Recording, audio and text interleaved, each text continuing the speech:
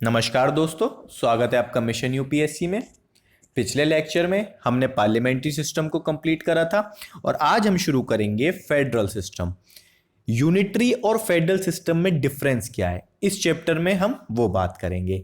इसकी भी मैं 3 से 2 पार्ट में वीडियो बनाऊंगा, 2 या 3 पार्ट में अप्रोक्सीमेटली, जिससे आपको समझने में आसानी हो और एक एक बारीकियों को, एक एक चीज़ को हम अच्छे से डिस्कस कर सकें। ये चैप्टर नंबर 13 है लक्ष्मीकांत के 5th एडिशन का दोस्तों। ठीक है, तो हम इसको स्टार्ट करते हैं। जो पॉलिटिकल साइंटिस्ट थे, जो थ्योरोलॉजिस्ट थे, बड़े बड़े पॉलिटिकल फिलोसफर्स थे, उन्होंने 2 तरीके के सिस्टम गवर्नमेंट बनाई, एक यूनिटरी गवर्नमेंट और एक फेडरल गवर्नमेंट।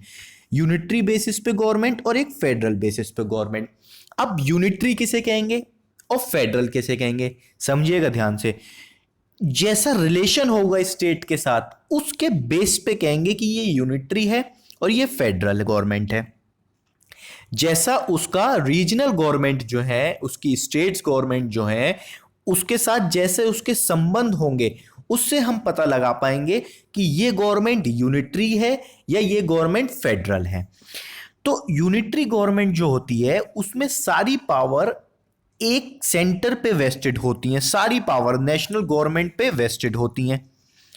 और अगर दोस्तों वहां पर रीजनल गवर्नमेंट भी है, मतलब स्टेट भी है, तब भी वो अथॉरिटी जो ड्राइव करेगी, उस अपनी जो पावर्स ड्राइव करेगी, वो कहां से ड्राइव करेगी? सेंटर से। अगर वहां पर स्टेट भी है तो वो जो अपनी पावर ड्राइव करेगी, वो कहां से ड्राइव करेगी? सेंटर से। समझे? फिर से बोलता हूं मैं। मान लीजिए कोई यूनिटरी गवर्नमेंट है, तो सारी पावर यही। अगर वहां पर स्टेट गवर्नमेंट भी है और इस कंट्री का यूनिटरी स्ट्रक्चर है, तो जो स्टेट्स हैं वो पावर सेंटर से अपनी लेंगे, उनके पास अपनी कोई डिस्क्रिशनरी पावर्स नहीं होंगी यूनिटरी गवर्नमेंट में। और जो दूसरी तरफ फेडरल गवर्नमेंट होती है दोस्तों, जो फेडरल गवर्नमेंट होती है, उसमें सेंटर की, मतलब नेशनल गवर्नमेंट की अलग अपनी पावर्स होती हैं और रीजनल गवर्नमेंट की अपनी पावर्स होती हैं दोस्तों, सेपरेट होती हैं। और सेपरेट किसके तहत होती है? कॉन्स्टिट्यूशन के तहत, हमारे संविधान के तहत। हमारी जो स्टेट गवर्नमेंट है उनकी अलग पावर्स हैं और जो सेंटर है उनकी अलग पावर है। मैंने आपको 3rd चैप्टर में पढ़ाया था, 7th शेड्यूल के अंदर स्टेट लिस्ट, कॉन्करेंट लिस्ट और सेंटर लिस्ट के बारे में बातें कही गई हैं कि स्टेट की कितनी पावर है कि वो किस सब्जेक्ट पे किस प्रकार से डिसीजन ले सकती है। जैसे स्टेट के अंदर पुलिस, लॉ एंड ऑर्डर आता है, पुलिस स्टेट के अंदर आती है, तो पुलिस का पूरा कंट्रोल स्टेट संभालेगा, उसमें सेंटर दखलंदाजी नहीं कर सकता। ठीक है दोस्तों। जैसे आर्मी सेंटर के अंदर में आती है, तो आर्मी में जो भी रूल्स होंगे, जो भी क्राइटेरिया होंगे, वो सेंटर के होंगे, उसमें कोई स्टेट, मान लीजिए यूपी, बिहार, ये दखलंदाजी नहीं करेंगे। तो ये बात कहां से पता लगी कि इनको इस चीज के अंदर इंटरफेयर नहीं करना है? कहां से पता लगी? हमारे संविधान से। तो फेडरल स्ट्रक्चर दोस्तों अपनी पावर को मतलब अपनी जो यूनिटरी पावर है उसको खत्म करता है, मतलब सेंटर की अलग पावर होगी, स्टेट की अलग पावर होगी, और पावर को ड्राइव कहां से करा जाएगा? कॉन्स्टिट्यूशन से। ठीक है दोस्तों, कहां से ड्राइव करा जाएगा? कॉन्स्टिट्यूशन से। अब जैसे ब्रिटेन, फ्रांस, जापान, चाइना में तो कम्युनिस्ट गवर्नमेंट है, Italy, Belgium, Norway, Sweden, Spain and so on, ये जो कंट्रीज हैं, यहां पर यूनिटरी मॉडल ऑफ गवर्नमेंट है।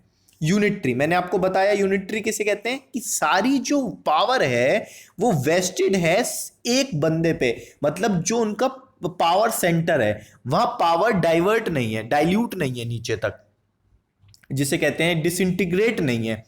मतलब पावर जो डिसेंट्रलाइजेशन है वो नहीं है, सेंट्रलाइजेशन ऑफ पावर है वहां पे। कहां पर? ब्रिटेन, फ्रांस, जापान और इन सब कंट्रीज में। लेकिन दूसरी तरफ US, Switzerland, Australia, Canada, Russia, Brazil, Argentina, यहां पर फेडरल मॉडल ऑफ गवर्नमेंट है। फेडरल मॉडल मैंने आपको बताया कि जो सेंटर है जो कोर पावर का एरिया है उसकी तो अपनी पावर्स हैं, अपने रूल्स, अपनी क्राइटेरिया संविधान में लिखे हुए हैं कि इसकी इतनी लिमिट है, और जो स्टेट्स हैं उनकी अपनी लिमिट और अपनी पावर्स हैं दोस्तों। जो फेडरल स्ट्रक्चर है, जो फेडरल ढांचा है, उसको हमने एक्सेप्ट करा।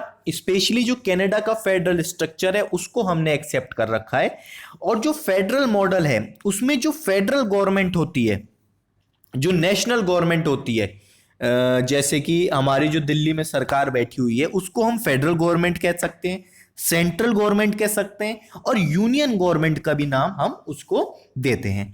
और जो स्टेट गवर्नमेंट है, जो रीजनल गवर्नमेंट्स हैं, यूपी, बिहार, उड़ीसा, झारखंड, इनको हम स्टेट गवर्नमेंट कहते हैं और प्रोविंशियल गवर्नमेंट भी कह देते हैं दोस्तों। ठीक है, मैंने आपको फेडरेशन, फेडरल गवर्नमेंट का मतलब बता दिया, यूनिटरी गवर्नमेंट का मतलब बता दिया। अब जो ये फेडरेशन वर्ड है, ये क्या वर्ड है? ये लैटिन वर्ड है दोस्तों, जो फुइडस से आया। फुइडस मतलब ट्रीटी और एग्रीमेंट। एक ट्रीटी होगी, एक संधि होगी, और एक एग्रीमेंट होगा। न्यू स्टेट जो है, जो फेडरेशन है, वो एक न्यू स्टेट है पॉलिटिकल सिस्टम का। पहले क्या होता था दोस्तों, थोड़ा पीछे की तरफ लेके चलते हैं, तो जो हिस्ट्री थी उसमें एक जने पे पावर वेस्टेड रहती थी, उसके अपनी टेरिटरी होती थी, एक जने पे पावर वेस्टेड रहती थी। तो उसकी ऑटो मोनोपोली को तोड़ने के लिए हमें फेडरल सिस्टम की जरूरत है, जिससे जो ऑटोक्रेटिक रूल है, जो डेस्पोटिज्म रूल है, वो ना आ सके। इसलिए हमें पावर तोड़ने की जरूरत थी। तो साइंटिस्टों ने कहा कि फेडरल स्ट्रक्चर रख सकते हैं हम, जिससे सेंटर पे कुछ पावर रहेंगी, जो नेशनल इंटरेस्ट हैं, जो देश के इंटरेस्ट हैं, वो सेंटर पे रहेंगे। आर्मी हो गई, फॉरेन रिलेशन हो गए, कम्युनिकेशंस हो गए, इंटरनेशनल रिलेशनशिप्स हो गए, तो ये सब सेंटर पे रहेंगे, क्योंकि सेंटर देश के हाईएस्ट पोजीशन पे। और जो स्टेट की दिक्कतें हैं, क्योंकि जो दिक्कत जम्मू कश्मीर की है वो दिक्कत तमिलनाडु की नहीं होगी, और जो दिक्कत गुजरात की है वो दिक्कत अरुणाचल प्रदेश की नहीं होगी। तो इस हिसाब से हमें स्टेट को ऑटोनॉमी देनी चाहिए, जिससे वो अच्छे से काम कर सकें और उस क्षेत्र में वहां के रीजन के हिसाब से डेवलपमेंट हो सके। इसलिए ये फेडरेशन वर्ड का नाम आया। अब जो फेडरेशन वर्ड है वो भी बहुत तरीकों से यूज होता है दोस्तों, कि जो ट्रीटी है, ट्रीटी कर लो आप गवर्नमेंट्स के साथ, स्टेट गवर्नमेंट के साथ, या एग्रीमेंट कर लो वेरियस यूनिट के साथ। जो यूनिट है फेडरेशन की, मतलब जो स्टेट्स हैं, जो हमारे यहाँ स्टेट्स हैं, उनको यूएस में भी स्टेट्स ही कहा जाता है, लेकिन जो स्विट्जरलैंड है उसमें कहा जाता है कैंटोन्स। स्विट्जरलैंड में कहा जाता है कैंटोन्स। मान लीजिए उत्तर प्रदेश, उसे कैंटोन कहा जाएगा स्विट्जरलैंड में, लेकिन इसी को यूएस में क्या कहा जाएगा? स्टेट। और इसको कनाडा में क्या कहा जाएगा? प्रोविंस। और रशिया में रिपब्लिक्स। तो ये डिफरेंट डिफरेंट नेम है, लेकिन चीजें बेसिक ऑब्जेक्टिव सेम है दोस्तों। अब इसमें कही गई है जो फेडरेशन है वो दो तरीके से बन सकती है। यूनिटरी का तो कोई बनना नहीं है कि भाई ये मोनोपोली है इनकी, ये बैठेंगे और ये पूरे कंट्री को चलाएंगे, जैसे फ्रांस हो गया, मैंने आपको बताया, जापान हो गए, चाइना हो गया। लेकिन फेडरेशन दो तरीके से हो सकती है। एक, या तो आप इंटीग्रेशन कर लो।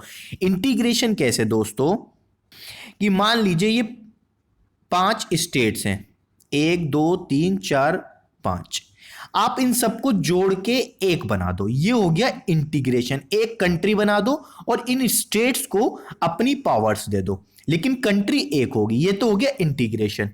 या फिर ये 5 स्टेट्स हैं, इनको डिसइंटीग्रेट करके कंट्री बना दी जाए। ठीक है दोस्तों।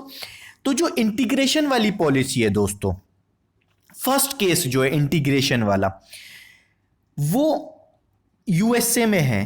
कि क्या कहते हैं, जो बहुत सारी स्टेट्स थी यूएसए में, शुरू में 13 स्टेट्स थी, आज तो 50 स्टेट्स हैं यूएसए के अंदर। तो सबको जोड़ दिया कि आप भी आ जाइए, आप भी आ जाइए, सबको जोड़ के एक पावर बनी, यूएस पावर। तो इसमें क्या कहा गया, जो फर्स्ट केस है इंटीग्रेशन का, a number of military weak or economically backward state come together to form a big and strong union। USA में सब जुड़ गई, अलास्का, आपकी न्यूयॉर्क, ये सब मिलके एक बिग यूनियन बनी, जिसे हम आज यूएस कहते हैं, United states of America. United states मतलब यूनियन स्टेट्स आपस में यूनाइट है, इसलिए उसका नाम यूनाइटेड स्टेट्स ऑफ अमेरिका है।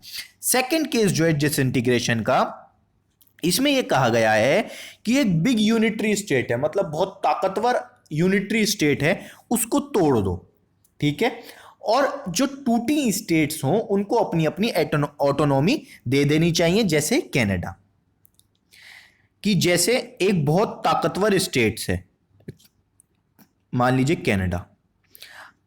अब इस कनाडा को तोड़ दो 5 हिस्सों में, 5 स्टेट्स बन गई और इन स्टेट्स को अपनी ऑटोनॉमी दे दो, लेकिन देश जो रहेगा वो कनाडा ही रहेगा। लेकिन जो बड़ी डाइवर्स कंट्री होती है उनमें ये करना पड़ता है, क्योंकि आप एक जगह से सारी चीजों को हैंडल नहीं कर सकते, ठीक है। तो ये ऑटोनॉमी दी गई। ये डिसइंटीग्रेशन का मामला है कनाडा, और इंटीग्रेशन का कौन सा एग्जाम्पल है, यूएस। याद रखिएगा दोनों एग्जाम्पल। और दोस्तों हमारे यहां जो फॉलो करा गया वो डिसइंटीग्रेशन का करा गया। पहले थोड़ी सी यूएस की बात हो जाए।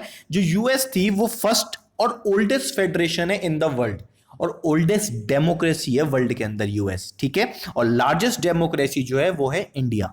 ओल्डेस्ट डेमोक्रेसी भी है और ओल्डेस्ट फेडरेशन भी है। 1787 में ये फॉर्म हो गया था। अमेरिकन रेवोल्यूशन 1775 से 83 के बीच में हुआ था। वर्ल्ड हिस्ट्री आपने पढ़ी होगी तो आपको पता होगा। आज की डेट में यहां पर 50 स्टेट्स हैं। ओरिजिनली ये 13 स्टेट्स थे और इनको एक फेडरेशन के मॉडल में लाके यूनाइट करके एक बहुत महान देश बना जिसका नाम है अमेरिका। जो कैनेडियन फेडरेशन है वो 10 प्रोविंस थे। आज की डेट में 10 प्रोविंस हैं। जो ओरिजिनली थे वो 4 प्रोविंस थे, तो उनको डिसइंटीग्रेट कर दिया और कनाडा भी एक ओल्ड फेडरेशन है, 1867 में ये बनी थी। लेकिन अब बात करते हैं इंडिया की, भारत की बात करते हैं। जो कॉन्स्टिट्यूशन ऑफ इंडिया है उसने फेडरल स्ट्रक्चर को लिया, क्योंकि भारत एक बहुत बहुत बड़ा देश है। यहाँ की कंडीशंस अलग हैं, ज्योग्राफिकल कंडीशन स्टेट्स की अलग हैं, चैलेंजेस अलग हैं सोसाइटी के अंदर, मैन टू मैन चैलेंजेस अलग हैं, और सोसाइटी के डेवलपमेंट अलग हैं।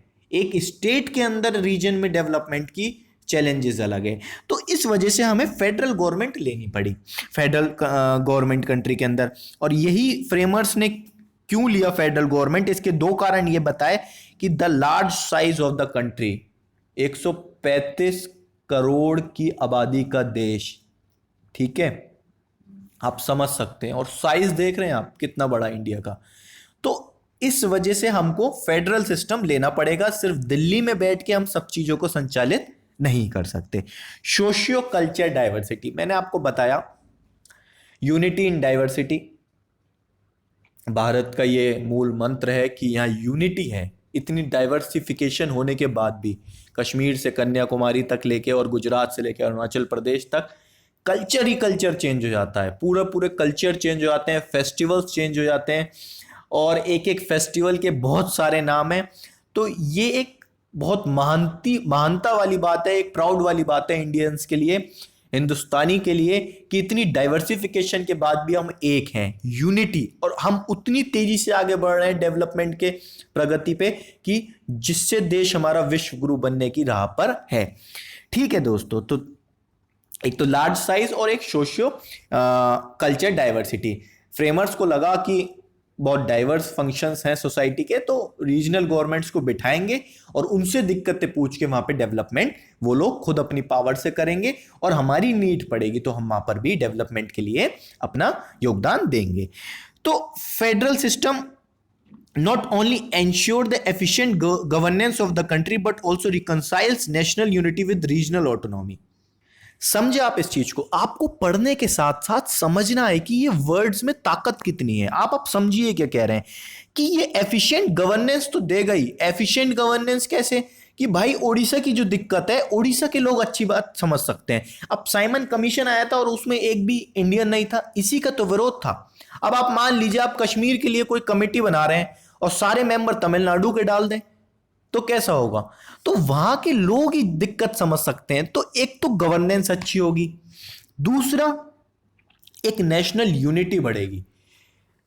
हर सदर्न स्टेट्स को नॉर्दर्न स्टेट्स वाले लीडर क्यों अच्छे लगेंगे? क्योंकि उनकी भाषा ही नहीं बोल पा रहे, वो उनकी लैंग्वेज ही नहीं बोल पा रहे, तो क्यों अच्छे लगेंगे? जब हमारी भाषा में कोई हमसे बात नहीं कर पा रहा, तो इनको गवर्नमेंट्स को क्या लगा कि यूनाइट रखना है देश को, तो इनके लोगों को ही वहां पर बिठा लो, जिससे इनके लोग अच्छे से वहां की दिक्कत समझ सकें, और उस हिसाब से ही देश का डेवलपमेंट होगा, जब स्टेट का डेवलपमेंट होगा। ठीक है दोस्तों, तो इसलिए ये सब फेडरल गवर्नमेंट हमने चुनी। लेकिन जो वर्ड है फेडरेशन, वो कहीं पर नहीं लिखा है कॉन्स्टिट्यूशन में। ये क्वेश्चन आता है बन के एमसीक्यूज में कि फेडरेशन वर्ड लिखा हुआ है कॉन्स्टिट्यूशन में या नहीं लिखा हुआ। तो फेडरेशन वर्ड कहीं पर भी यूज नहीं है कॉन्स्टिट्यूशन में, बल्कि जो आर्टिकल 1 है वो यूनियन ऑफ स्टेट्स यूज है, कि एक संघ है राज्यों का। ठीक है, according to B R Ambedkar वो ये कहते हैं कि यूनियन ऑफ स्टेट्स हमने प्रिफर करा है फेडरेशन ऑफ स्टेट्स से, क्योंकि फेडरल वर्ड वहां यूज होता है जहां पर कोई एग्रीमेंट हुआ हो स्टेट्स के बीच, जैसे यूएसए में कि सारी गवर्नमेंट के साथ एग्रीमेंट कर लिया वीक पावर के साथ, और एक बड़ी स्ट्रॉन्ग पावर बन के उभरा जिसका नाम है यूएसए। तो यहां पर कोई हमने स्टेट्स के साथ कोई एग्रीमेंट तो करा नहीं है। सेकेंड थिंग, जो स्टेट हैं उनके पास कोई राइट नहीं है फेडरेशन से निकलने का। कल मान लीजिए यूपी चाहे कि हमें नेपाल के साथ मिलना है, तो ऐसा थोड़ी हो जाएगा। तो कोई राइट नहीं है स्टेट के पास कि हम फेडरेशन को छोड़ दें। ठीक है, इसलिए हमने जो वर्ड यूज करा है वो यूनियन ऑफ स्टेट्स करा है, और federation is union because is indestructible. जो यूनियन है हमारी वो इनडिस्ट्रक्टेबल है, उसको नहीं तोड़ा जा सकता, लेकिन स्टेट्स को तोड़ा जा सकता है।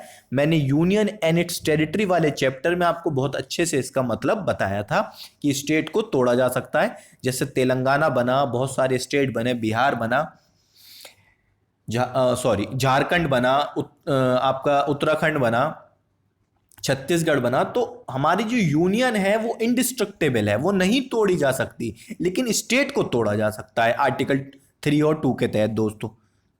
ठीक है, तो आप समझ गए होंगे कि यूनियन ऑफ स्टेट्स हमने क्यों लिया है। पहला फिर से बता देता हूं कि इंडिया में स्टेट के साथ कोई समझौता नहीं है, स्टेट खुद यूनियन के साथ जुड़े हुए हैं। दूसरा, स्टेट पे कोई अधिकार नहीं है कि वो यूनियन को छोड़ दें।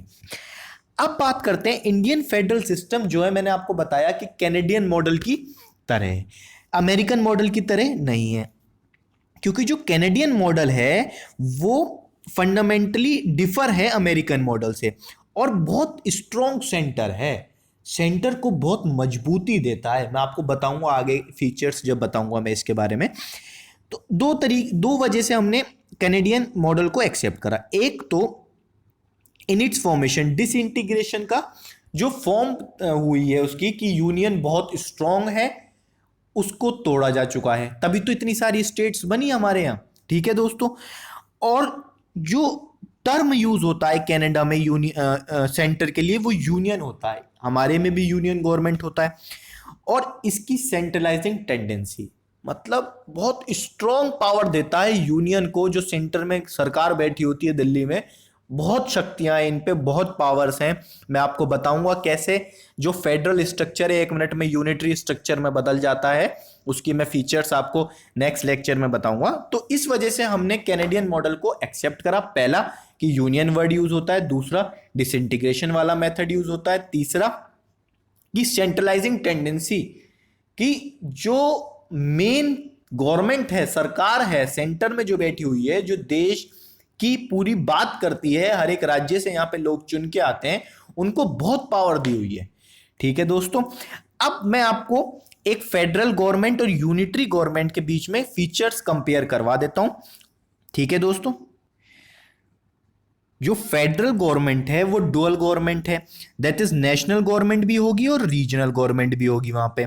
लेकिन जो यूनिटरी गवर्नमेंट है दोस्तों, वो सिंगल गवर्नमेंट है, that is national government which में क्रिएट रीजनल गवर्नमेंट। जो सेंटर में बैठी होगी सरकार, वो रीजनल गवर्नमेंट बना सकती है यूनिटरी गवर्नमेंट में, लेकिन जो रीजनल गवर्नमेंट होगी वो पावर किससे लेगी? सेंटर से। लेकिन फेडरल में ऐसा नहीं होता है, फेडरल में स्टेट्स गवर्नमेंट की अपनी पावर्स होती हैं, सेंटर गवर्नमेंट की अपनी पावर होती हैं। Second point, written constitution. Federal government में रिटन कॉन्स्टिट्यूशन होगा।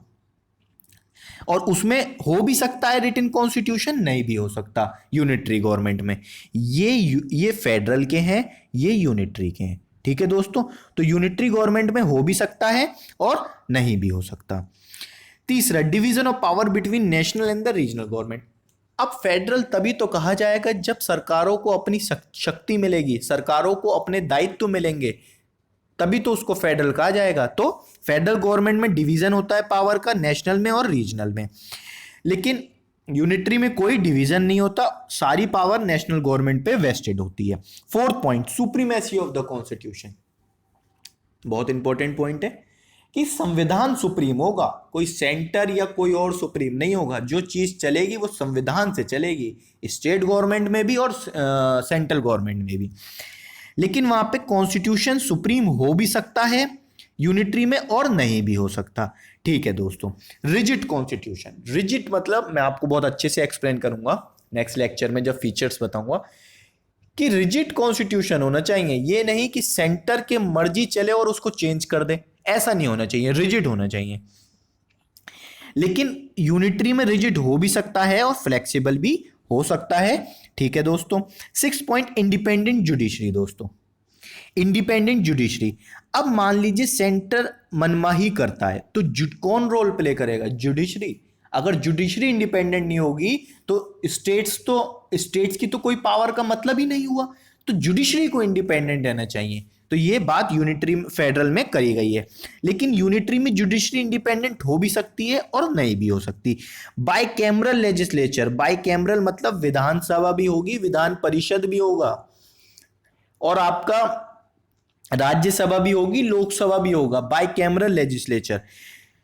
लेकिन लेजिस्लेचर बाई कैमरल हो भी सकता है या नहीं भी हो सकता यूनिटरी के अंदर। तो ये कुछ हमने फीचर्स पता करे यूनिटरी और बाई कैमरल फेडरल के। नेक्स्ट लेक्चर में मैं आपको फीचर्स बताऊंगा आपके कॉन्स्टिट्यूशन में जो लिखे गए हैं फेडरल स्ट्रक्चर को लेके, और यूनिटरी स्ट्रक्चर के भी हम फीचर्स की बात करेंगे जो हमारे संविधान में लिखी हुई है दोस्तों। तो इस लेक्चर को मैं यहीं पे कंक्लूड करता हूं। और हाँ दोस्तों, अगर आपको मेरी वीडियोस अच्छी लगती हैं पॉलिटी की, तो आप सब्सक्राइब करवा सकते हैं और सपोर्ट करवा सकते हैं अपने फ्रेंड से, जिससे मुझे थोड़ा बहुत मोटिवेशन मिलता है और मैं आगे वीडियो बनाने के लिए प्रेरित रहता हूं दोस्तों। ठीक है, तो मैं इस लेक्चर को यहीं पे कंक्लूड करता हूं दोस्तों। Thank you everyone.